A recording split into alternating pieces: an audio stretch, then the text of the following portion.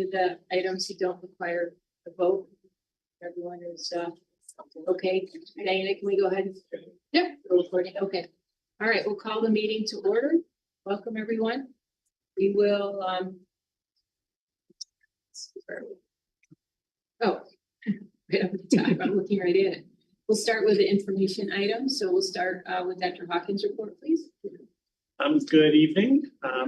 Welcome back to everyone. This is the week before the faculty and staff come back and get busy. Our students that are resident students will, nope. Okay. Our resident students check in on next Saturday.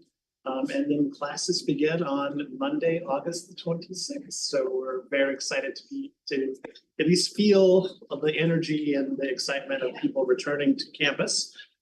It's hard to believe it, but this is the beginning of my second year as president. So second year and 1 month into the job.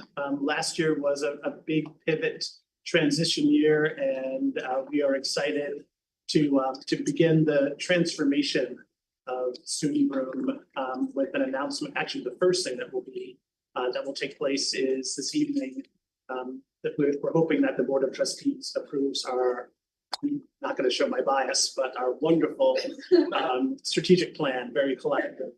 It's in your packet now. I won't do much discussion about it because you'll hear a presentation on it shortly. Our faculty staff assembly is scheduled for August the 22nd. The theme is civic engagement. Really, this is an election year. There is a lot of anxiety over world, global situations, and we are going to focus on being collaborative, having civil discourse. And really encouraging many of our students to participate in their rights as citizens in democracy through the voting process. And we will cap that off with a conversation with students about voting and through a panel discussion that was very popular last year.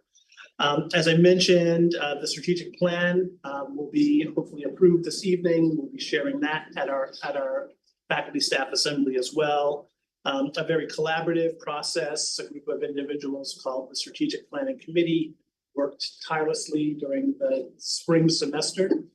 We met every Monday or once a week for the spring semester and came up with not only a wonderful, thoughtful plan, but new mission statement, a new vision statement, and values. So we'll be unveiling that during our meeting today, and hopefully you'll be as excited as I am. We also completed our employee satisfaction survey, and the results of that survey will also be shared at the faculty staff assembly.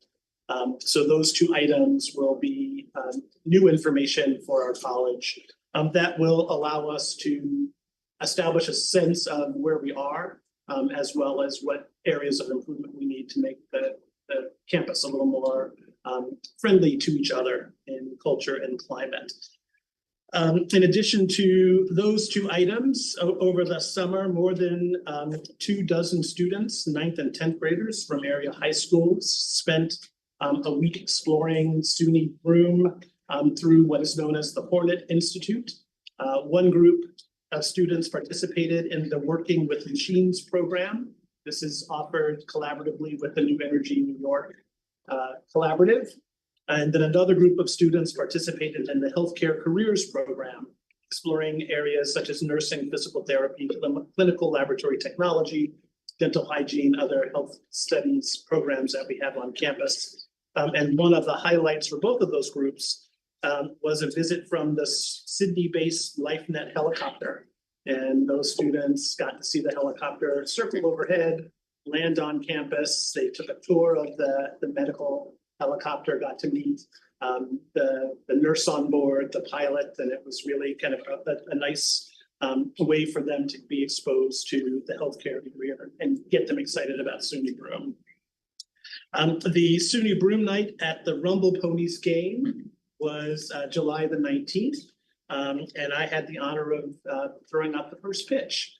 And I am happy to report that I did not embarrass myself or the institution, thanks to a great coach, Dr. Carol Ross Scott, and wonderful support and athletic attire from Colleen Cashman. I think I did pretty well, and none of us were embarrassed. And more so, I was there with my father, made me feel like I was 10 years old all over again with the pressure of getting the ball across the plate.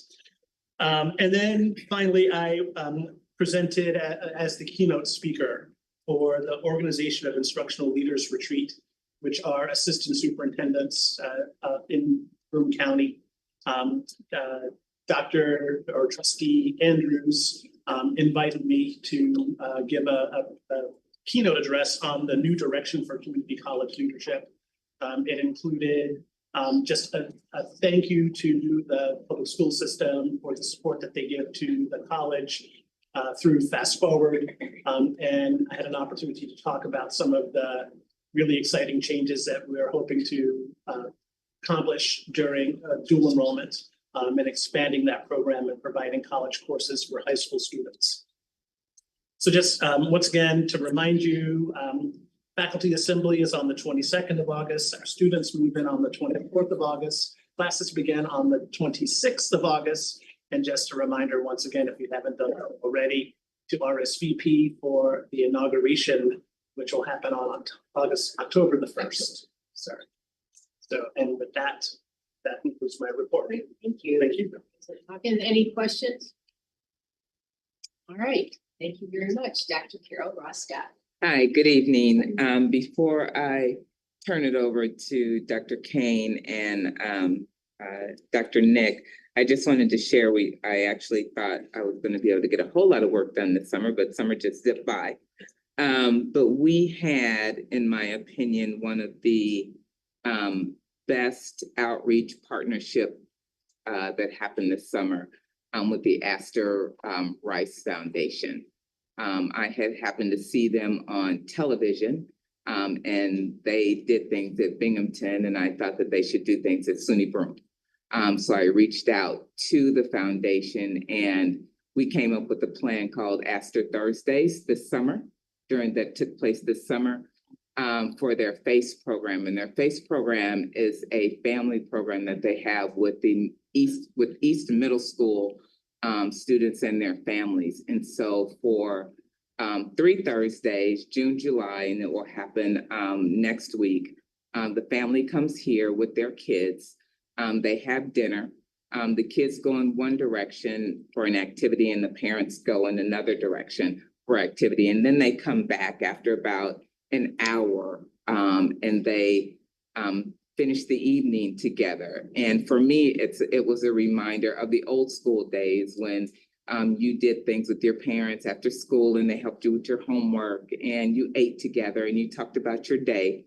But what we did with them in partnership with the athletic department, with Stephanie Malberg, and from people from BU, for our first session, the kids played with the staff from public safety outdoors, which was great. They had a ball, and it puts young people of color in a positive light with having a relationship with public safety officers. So that for me was big. With the parents, Dr. Ada Robinson Perez had the discussion about how to talk to your teenager, which went over really, really well, because oftentimes parents don't know how to communicate with our kids. The next activity was the kids spent time with Dr. Skinner, learning how to do podcasts, learning how to do mass media, while the parents learned about technology and higher education.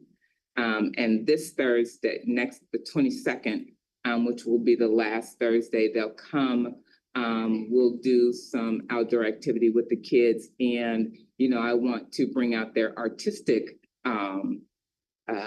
little hearts, and we're going to have them paint some flags. particularly since it's also the political season. But Brittany from the orientation area will talk to parents about the things that they need to look out for when they're advocating for their kids in middle school. What for me is most exciting was we definitely have one of the parents that's going to be matriculating to the college. And I think that there's another one in the group that is finishing up her GED because she also intends to come. And so for me, that is one of the reasons why we are the community's college. This summer, we also had the daycare center that was open with full classes. 8 SUNY Broome students were served with their children in the center. All the classes were filled. And we also had summer camps, athletic summer camps and summer programs, baseball program where we saw upwards of 500 people playing sports on campus. And so we were actually pretty active. So I'm very excited about that. Some other good news that we have, I know that you all know that Dr. Scott Kane last year was with us as the interim Associate Vice President, Dean of Students. I am happy to say he is permanent. Thank you, Sally. Thank you. And so I would like to turn it over to Dr. Kane and Dr. Nick. Hello, everyone. By permanent, does that mean like you can't I'm leave? I'm gonna die in office? So, well, yeah, right. It's great to be back. It's very different, you know. So I may be a familiar face. Sorry, maybe a familiar face for some of you, but it's very different being sort of a interim position and now being here permanently. So I'm really looking forward to that. I thought we did some great stuff last year and looking to really capitalize that and continue to move our whole area forward. Just maybe a little bit about me personally, and then I'll talk about maybe some of my kind of professionally, what we're doing for this year, what our goals are. So I grew up in Moravia, which is about an hour north of here for anybody who is familiar with the area, and moved away when I started college and never thought I'd come back to this area, but here I am. So it's amazing. My whole family now has moved to North Carolina, so it's funny how those things happen. I have 3 adult children. The youngest is starting college this year at SUNY Broome, sorry. She already made her choice before this position happened for me. But they'll be around from time to time. My wife we're currently working to sell our house in Bradford, Pennsylvania, which is where we're moving from, and get relocated out here. We hope that will all be settled by October 1st. If we're keep our fingers crossed. In the meantime, I'm living in the student village with Hiba. Not in the same apartment. The record. I did that last year. I lived in the student village last year. But yeah, so it's a great way to meet students, let me tell you, and to be there for opening will be a lot of fun. So we did some really great work last year with the Hornet Hope Center and getting that up and running. And my goals this year personally are just to continue to improve student engagement on campus. And so to that end, we're doing some additional changes and moving people around in the science building. We're building a new office for our supplemental support services so that they can better serve students, not just with the Hope Center, but with other kinds of needs, basic needs that come up for students. And then we're going to move a lot of the offices that have like student engagement opportunities with students, including my own, from the second floor, kind of behind a corner and down a hallway and a little hard to find, down to the first floor. So we're more accessible to students. We're going to put counseling and some more confidential resources upstairs, but we want to move student activities, my office, downstairs where students could really find us a lot easier, and hopefully it will have more interaction and be more accessible to them. So I'm really glad to be here. Thank you for your assistance in making this all happen, Dr. Ross, Dr. Hawkins. Really appreciate it. One of the other things we're going to be focusing on for this fall is voter engagement, right? Because it is an election year, and kind of everything that goes along with that. So we have a lot of different plans being coordinated by our Director of Student Activities, Dr. Nick Kochaneski, who's going to share a little bit of information on what we're doing.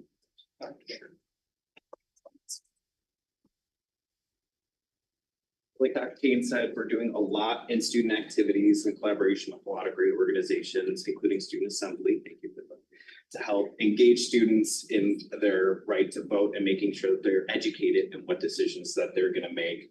So starting off, we're going to be working with the Student Village on move-in day. We're not sure if we're going to do it right during move-in when it's a little chaotic. I'm planning right now to kind of do it during the evening hours when we're having a dinner served and an event so that we can catch them when they're a little bit more relaxed, to make sure students in the village know that they can then, after 30 days, register to vote. And then if not, they can request absentee ballot or mail-in ballot. Throughout Welcome Week, we're going to be doing voter engagement at every one of our events, whether it's part of the check-in procedures that we're implementing with the events and activities. Throughout different messaging, we have events in like the science building, the Build-A-Buddy, as they're stuffing the animals, which is Build-A-Bear pretty much. We'll be talking with them about the opportunities, interacting with them to make sure that they're aware of what resources we have. So National Voter Registration Day is on September 17th. That is the week also that we will be doing the Student Assembly elections. So we're trying to tie both of those concepts in together so that students are both engaged in their own governance through the Student Assembly, but also aware of registration. And we're partnering with a lot of great organizations through the Voter Engagement Committee to make sure that's going on. But during the Voter Registration Day, it's also Constitution Day. So we'll be in the Student Center lobby doing a lot of different education. We have food prepared so that students will hopefully catch and stop by, talk with us. I'm working with the family folk to get food that they'd have to take some time, not a quick grab and walk away. So again, we can engage in conversations while they're grabbing what they want. Providing them with different education throughout the time of doing. The Broome County Voter Engagement Committee is a really awesome resource that I'm lucky to be a part of. We partner with the League of Women Voters. There's a sorority as a member, and WSKG is actually part of it. Dr. Allison, Candy Twang from BU is a member. And through that, we're hoping we can even bring debates on campus for more local elections.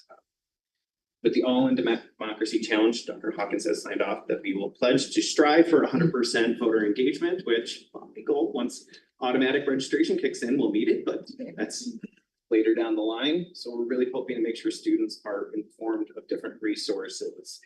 We have a partnership through our Anthology Engage platform. That's where clubs and boards go to kind of look at events, see the different clubs and organizations called Turbo Vote. So on that platform, they can log in, they can type in their address, and they can get a ballot example of what will be on, regardless of where they live. They can also then sign up for text reminders, email reminders. So that's a free software that we get through the Engage platform that will be driving students to. And it's also cool because with that platform, when they log into this form, we can have it pop up a giant box saying your democracy needs you and a link into the resources the first time that they log in. So we're planning to do a lot of awesome things. We have messaging, flyers. I just got a box of buttons in my office. Like one. It also came with a t-shirt too, but I didn't wear it for this event. We have new messaging, the music in the cafeteria, for example. Now we have a messaging system in there too. So we have reminders for deadlines playing while students are eating breakfast or hanging out in the lounge. Really hoping that students will be excited and also informed on the decisions that they get to make. Very good. Awesome. Thank you. Thank you. Thank you. And that is our report unless there are any questions. Can I just acknowledge Dr. Jeff Anderson, who is on the academic side, leading the civic engagements, not only voter registration, nonpartisan voter registration, but other civic engagement components of the college. It's part of our strategic plan. It's building on the legacy of Doug Gardner, and Jeff has picked up that mantle and is carrying it forward for us on the academic side. So I wanted to acknowledge that his work as well. It's awesome. Thank you. Very nice. All right. Student assembly update. Emma, thank you. There's no report for this month. Thank you so much. Right. All right, foundation report. Hi, my report's in the packet, so as always, if you have any questions, feel free to just reach out and ask. I'll just highlight a few bullets. At the end of fiscal year 2024 was June 30th for us. The foundation's total investment portfolio was $43.7 million, of which 42.6 million of it is endowed. The foundation's total assets were 49.2 million, including the beneficial interest in perpetual trust, compared to fiscal year end June 30th, when we had total assets of 46.5 million. Just a slight little note there, right as we were entering COVID, the foundation's assets were at $50 million. And so obviously it was a pretty volatile few years for us, but we're very, very close on the cusp of coming back. And so we're just feeling very fortunate about that. And the foundation did have a net surplus of $2.6 million. And part of that was due to that net realized gain. We did a big change to our allocation policy with how our investments are invested. Just our fundraising is off to a good start. July 1, we started fundraising there, so we've got a lot of things in the pipeline and are doing well in that area. I did want to just mention a couple of things under alumni engagement. We are doing, I may have mentioned this before, a joint alumni night at Tioga Downs with Binghamton University this year. We have a significant cohort of alumni that went on to graduate from Binghamton also. So our institutional research folks helped us to get the list, and we worked with the Binghamton Alumni Office. So we're still going to be inviting our faculty and staff and our trustees in our community at large. But we did want to see how we might work together and do something like this with Binghamton. So their alumni folks are going to come out and join us. And as always, our trustees and campus community are invited to attend. And that's going to be, and that is actually September 21st. I wanted to tell you kind of a cool thing. We were approached by the STEM dean and faculty and staff over there who were very interested in trying to get some alumni mentoring from our STEM graduates. And so as we have the alumni database for, we could tell who graduated from what programs. We were able to work with them. They developed a survey that they wanted to ask some questions about what kind of field they were in. Would they be interested in serving as a mentor, coming to class, doing the things? We asked those questions on the alumni update form, but this was something we actually worked with them to blast out to all the people. So we've gotten some good response and some new volunteers, and I think we want to definitely try that across the board with the other divisions and see what kind of overall campus mentoring program we can do. We do it informally now, where certain professors have grads come back and and we know about those kind of things. But this would be more to get our alumni engaged, and when they're feeling engaged, they tend to want to continue to give back. So that's an exciting thing that's gone out. We're going to be closing that survey, I think, about in the next 3 weeks, and I'll be able to report more on that. And it could be any volunteer opportunities, could be anything from participating in STEM events, sharing expertise, or being a guest on a podcast that our students might be doing. So it's kind of cool, and they came up with it. So we're excited to be partnering. Our annual audit is underway right now, and our field work has begun. So once we finish that, it will be presented to our board on October 30th, and then we present the copy of our audit to the college as required. And we'll see how that goes. It's usually pretty good. I did want to tell you one cool kind of thing, that we often have alumni that want to come back to campus. And we had a nursing grad from the 70s who came back with her husband on very little notice and wanted a tour of the nursing area and campus in general, And so thankfully Kim McLean came in on her day off. I'm gonna mention that part too. And also arranged for Dr. Denisa Tolovic and Maureen Inken to be in Dr. Building. And they had a very wonderful tour. And, we took them around and showed us all the other things on campus.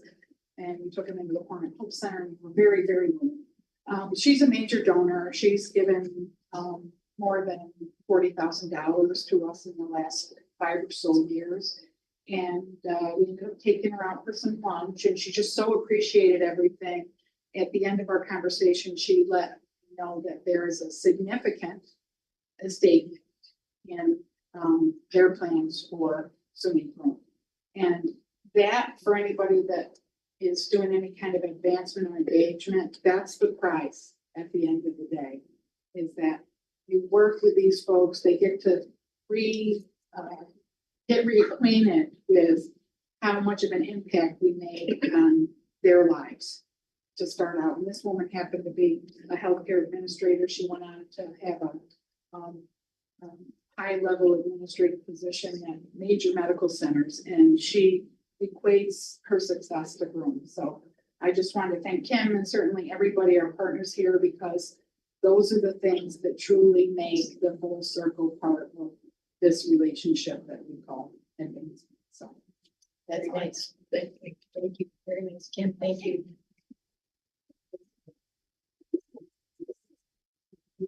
Very nice. Any questions for Kim?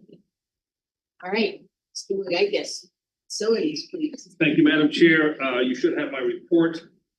As Dr. Ross and Dr. Kane have already stated, from the standpoint of the 4 buildings and work that's ongoing there, we're doing rehab work now in Old Science to accommodate the changes that Dr. Kane spoke to. Much of that work, at least up on the second floor in 207, has been completed, and we'll continue that work over the next few weeks. In fact, we're going to meet tomorrow to work out a timeline for the moving of individuals between the various offices. From an HVAC standpoint, the Student Center and West Gymnasium HVAC project has been completed, as well as the work in the ice center where we had some ammonia leakage and I needed to have a couple of compressors rebuilt, so that work is done. From a safety and security standpoint, and I've spoken to this a number of times, we are replacing or upgrading the fire panels in each of the buildings. And to date, student services, old science, and applied technology have been completed. With respect to the Decker nursing renovations, we had a very constructive meeting today with the architect and with the construction manager and the key players on the SUNY Broome campus, and we've established a date to have the bids for that project approved at the October board meeting. So the road has been paved. I think we've got a good plan laid out, and we expect to have those bids presented to the board in October. Some other minor work that's ongoing, all the brickwork at Tichenor has been completed. We've issued a notice to proceed for the refinishing of the wood floors in the Baldwin Gym, the West Gym, and the dance studio. We continue to move forward with accommodations required for the junior hockey team that's going to be housed in the SUNY Broome Ice Center.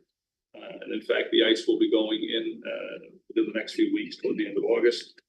And lastly, and probably most importantly from my standpoint, and thanks to Dr. Hawkins and to Michael Sullivan, we were able to fill 2 of our vacant custodial worker positions, and they have both started, and both are very, very good workers. So it adds to our staff and will enable us to not only get our custodial tasks done, but also help us from a landscaping standpoint. So those are the high points or highlights of the report, and I would be more than happy to answer any questions anyone might have. Congratulations on your new hires. It's not easy. Yeah, it's and they're both really good, Kathy. And one just happens to have the last name of Sullivan, so I don't know if that's a coincidence or what. That's how it turned out. And he's been assigned to the ice center. He's doing a great job with it. So. Nice. Thank you. Thank you. Any questions for David? All right. Budget and finance update. Mr. Sullivan. Thank you. So in your packet is our monthly forecast. This will be basically the last one for this fiscal year, which ends in a couple of weeks, the end of August. The major change in the forecast, the only change in the forecast from the last several months is, as you're well aware, we had a retirement incentive program for faculty, and 21 individuals took advantage of that. Our initial thoughts were that would be in next year's budget, but because they signed an irrevocable agreement to retire as of this Friday, the liability is in the current year instead of next year. It's just semantics. It would have hit fund balance next year. It's going to hit fund balance this year. So on the forecast page, you'll see row 16, which is a $2.2 million hit to unrestricted fund balance.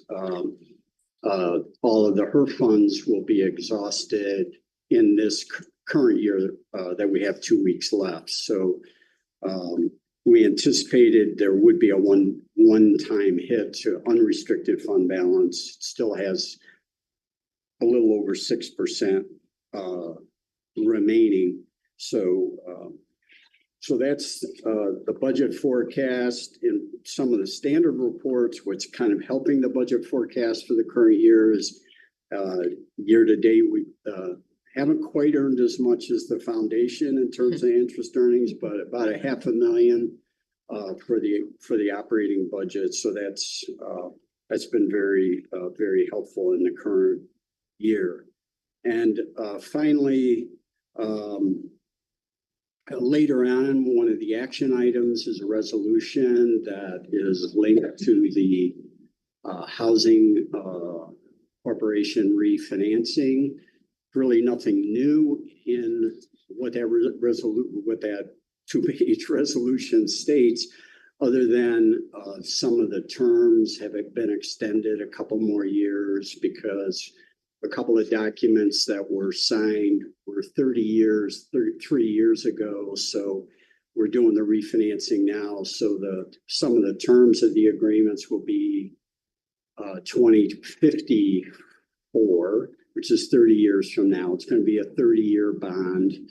And these are different related party transactions that are necessary to memorialize by the College Board as it relates to its relationships to the Faculty Student Association and to the Housing Development Corporation. So the target is the Housing Corporation through the agency as the local development corporation. They'll be the issuer. Approximately $16.5 million of refinancing over a 30-year term. The closing is targeted for the middle of September, 9th, 10th, 11th, 12th. So we have about a little less than a month to get. We're probably about 80% there with the financing, all of the financing documents. So by the next board meeting, hopefully we'll advise you of a successful closing. And with that, I'd be more than happy to answer any questions. With declining enrollment, with increasing personnel costs, with fund balance increasing, and you once did a 5-year projection. Can you update that 5-year projection? Because when the HERFA funds are done after this year, can we get a better picture of the next 5 years? I know you did one before, but I think some things have changed since then that probably would need to be updated. Yeah, sure. We can, I'll provide that at next month's board meeting. Okay, and then the second question is, we've never had any other update from the culinary. Do we have any, what is the enrollment of the culinary for last year or going into this year? And what is our operating loss? I'd have to provide that information. I mean, we're right in the final couple weeks of enrollment for the fall. So we'll do the same thing for this September meeting. We'll give you an update on the culinary, including enrollment and kind of its small P&L statement. I think we were around 35 to 40 students last I read. No one's provided an update, so. Yep. Thank you. We have that many? That's what I heard. I don't know. 35 to 40 students? Around there. It's an increase, isn't it? It's gone up a little bit, yeah. Michael, is the housing and financing, does it have to get approved by the county? No. The county executive, we think, needs to sign off on one item, but other than that, the county has no role in this refinancing. All right, so we have two follow-up items for September and the culinary school and their 5-year projection. Anything else? All right, thank you very much. Jesse, the media report. Just a couple quick highlights. There's over the past year, you may have noticed we've had a lot of increased media coverage from all the stations, which, as some of you know, is not always a sure to the college.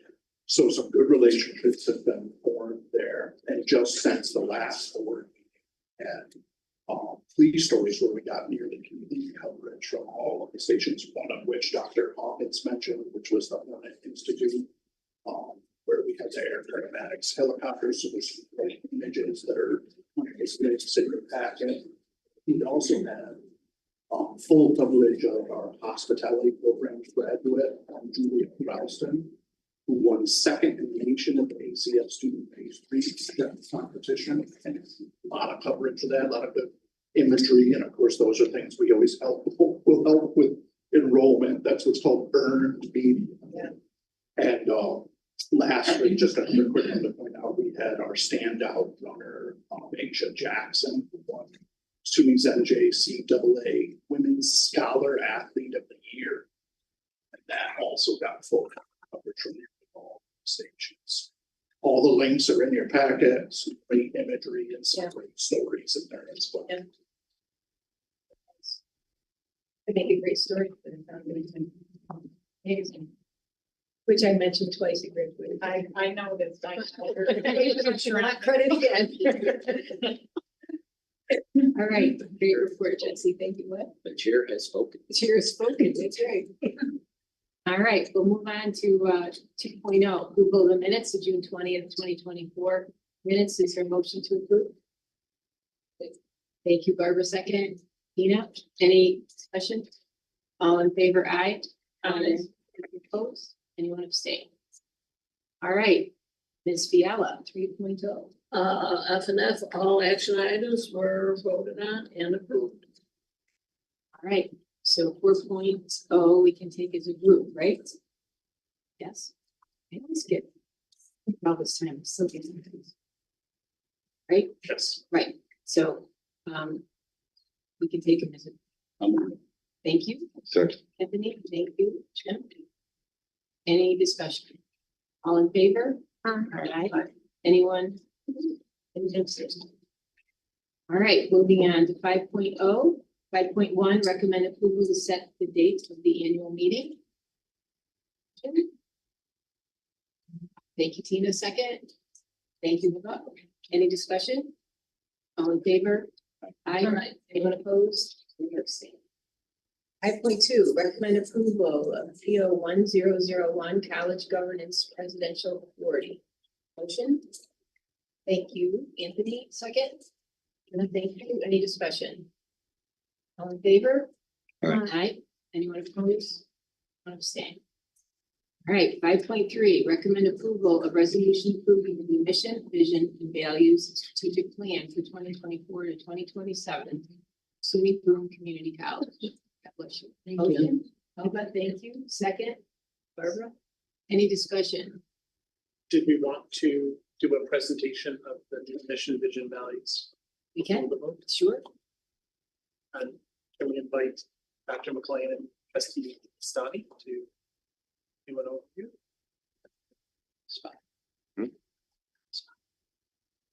Yes, you can. Just as a quick overview, it was really it was a lot, as Dr. Hawkins said. We met once a week with few exceptions during the entire spring semester last year. But it was a good effort. There were about 25 people on the committee. Everybody participated, which was fantastic. It was a great learning experience. The people on the committee, many are in this room,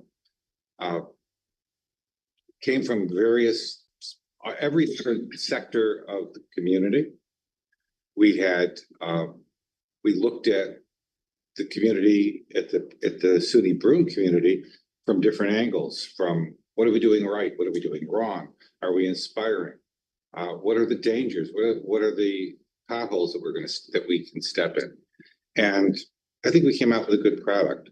With that, I'm going to say what I said to Dr. Hawkins during the whole process. I feel guilty with the title co-chair with the amount of work Dr. McLean did. But I'm going to turn it over to Dr. McLean. Well, I appreciate having you as a co-chair, and I think having a board member as a participant, active participant in this process really went a long way to the committee and sends a really strong message to the campus. So I appreciate that. And I also appreciate Dr. Hawkins' involvement and all of our vice president involvement. That goes a long way. So I just wanted to go through our new proposed vision, mission, values, and strategic plan. And at your seats, you should have a card with the vision, mission, and values.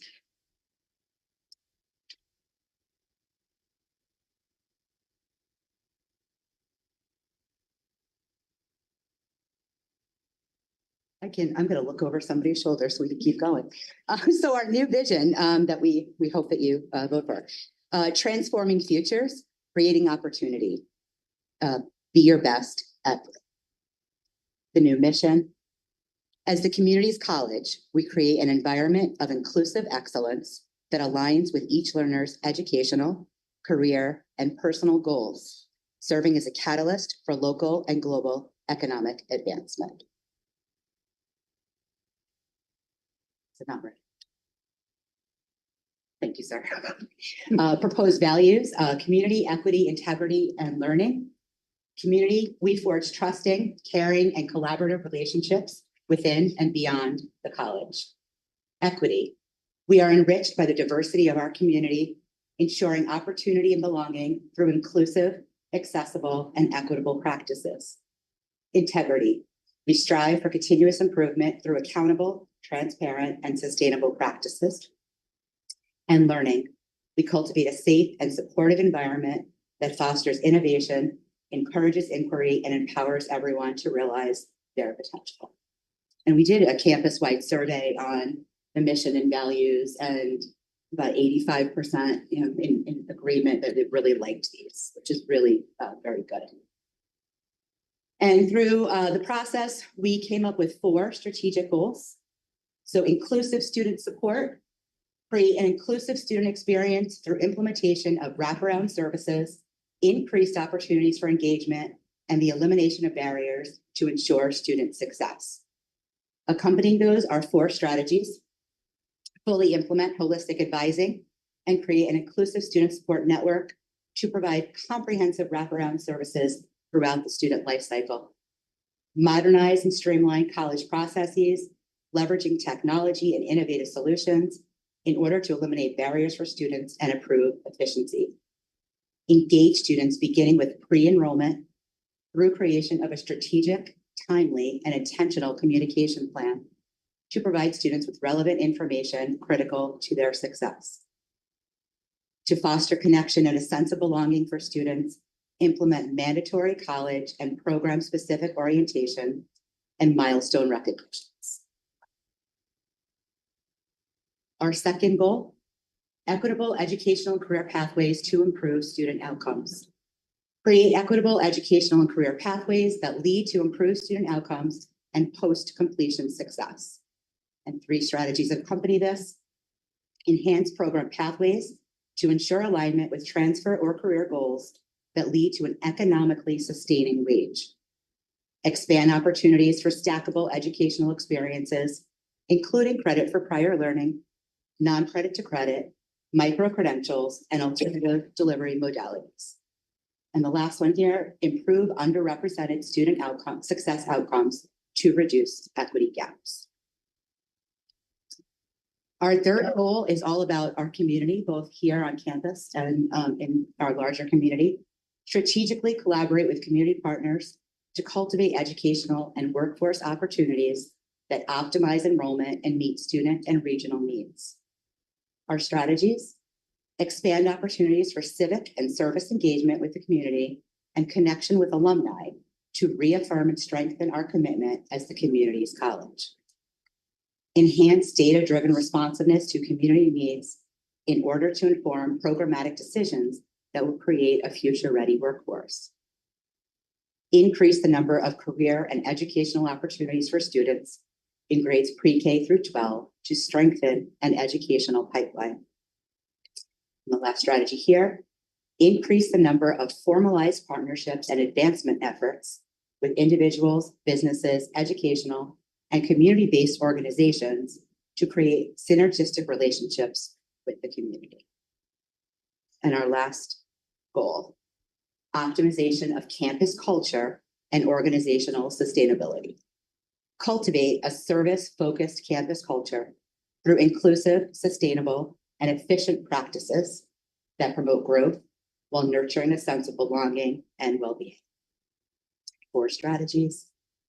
Free and inclusive and supportive work environment to promote a sense of belonging where ideas and equitable participative contributions are embraced and nurtured. Develop a human-focused employee engagement process, including a comprehensive orientation experience for new employees and ongoing feedback mechanisms to support continuous improvement. Foster a service-focused culture through cross-training, leadership and professional development, and the recognition of individual contributions to the college. And our last one, identify and address inefficiencies to reduce redundancy, foster growth, and promote sustainable practices. And our plan for assessment of the strategic plan is Executive Council will develop action plan items on an annual basis to achieve these. They will meet on a quarterly basis. There'll be regular updates to the board, shared governance, various campus committees across the college. And we will have a dashboard on the IE website to show progress on our key performance indicators.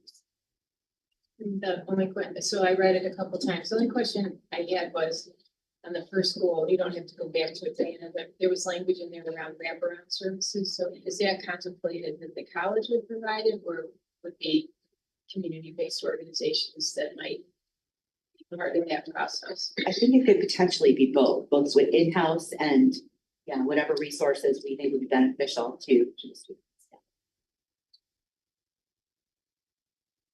Any other questions? Any questions? I really like the vision. I like the fact that it wasn't 25 sentences. It sound lofty and lovely, but don't mean anything. So I thought it was great that it was short, sweet, to the point. Right? I mean, we've all written them and struggled over them, and don't want something you're just going to put on a shelf. So that was well done. I like that. Yeah. Anything else, Jim? Thank you, Kim and Jim. All right. There's a motion and a second on the table. Any other discussion or questions? Can I repeat who made the motion? Jim moved, you moved, Anthony. Anthony moved and then Jim. So, Then I'll say. okay. Jim moves, Anthony second. Any other discussion? All those in favor, aye? Aye. Aye. Anyone opposed? Anyone abstain? All right, congratulations. Congratulations. I'm sure that feels good. Recommend approval of resolution to amend the College and Housing Corporation, BCC, HDC lease, the allocation of student fee revenue to the Faculty Student Association, and the amendment and execution of documents associated with the refinancing of the Housing Corporation bonds. Motion? Thank you, Margaret. Second? Give a second. Thank you, Viva. Any discussion, questions? Hearing none, all those in favor? Aye. Anyone opposed? Anyone abstain? All right, I will entertain a motion to go into executive session. Thank you, Anthony, second. Thank you, Jim. System. SUNY business and the or no, No. no, SUNY system. All right. Thank you, everyone. Thank you.